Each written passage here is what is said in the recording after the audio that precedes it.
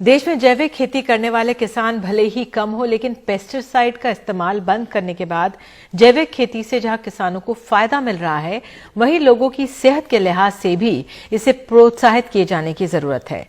पर जैविक खेती करने वाले किसानों के सामने क्या क्या चुनौतियां हैं, बता रहे हैं हमारे संवाददाता रवीश रंजन शुक्ला। दिल्ली का दिचाऊ कला गांव गोभी की पैदावार के लिए खासा मशहूर है।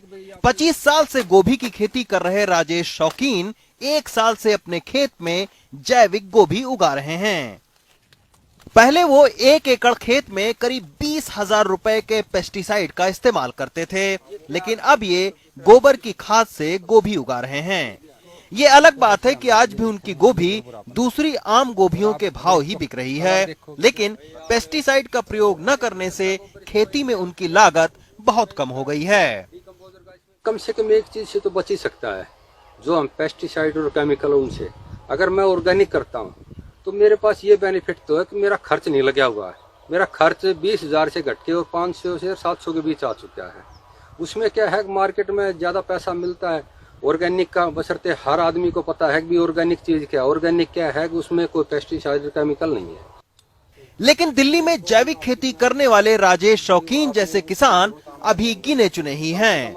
हालांकि इनकी खेती को देखकर अब दूसरे किसान भी पेस्टिसाइड का इस्तेमाल बंद करके जैविक खेती की ओर बढ़ रहे हैं। राजेश अभी पार्टिसिपेटरी गारंटी सिस्टम यानी पीजीएस के तहत जैविक किसान के तौर पर रजिस्टर्ड नहीं हैं। लेकिन पंकज वर्मा सरीखे जो किसान पीजीएस सिस्टम में रजिस्टर्ड भी हैं, उन्हें खुद ही ग्राहकों को खोजने का काम करना पड़ रहा है। कोई फायदा आपको अपना प्रोडक्ट को बेचने में नहीं मिला? नहीं, फायदा शुरू में तो चूंकि मेरे पास था ही नहीं वो, तो शुरू में न कोई बाजार का पता था न कुछ पता था। बाद में ये फायदा मिला कि जब लोग पूछते थे कि आपका सर्टिफाइड है, कहीं से कोई सर्टिफिकेट है कि भाई ये ऑर्गेनिक है, तो वहाँ पे वो फायदा मिलता था। भारत सरकार ने किसानों के जैविक फसल को बेचने के लिए एक वेबसाइट जैविक खेती के नाम से तैयार किया है, लेकिन वेबसाइट पूरी तरह से तैयार न होने की वजह से किसानों को इसका पूरा फायदा नहीं मिल पा रहा है। लेकिन इसके बावजूद किसान पेस्टिसाइड का उपयोग बंद करके जैविक खेती के लिए खासे उत्साहित हैं।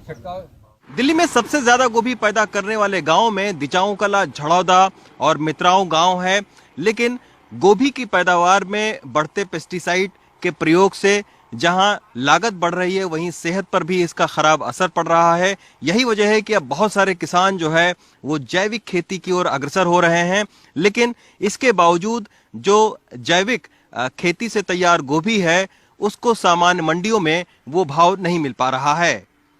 दिल्ली से रवीश रंजन शुक्ला, एनडीटीवी इंडिया।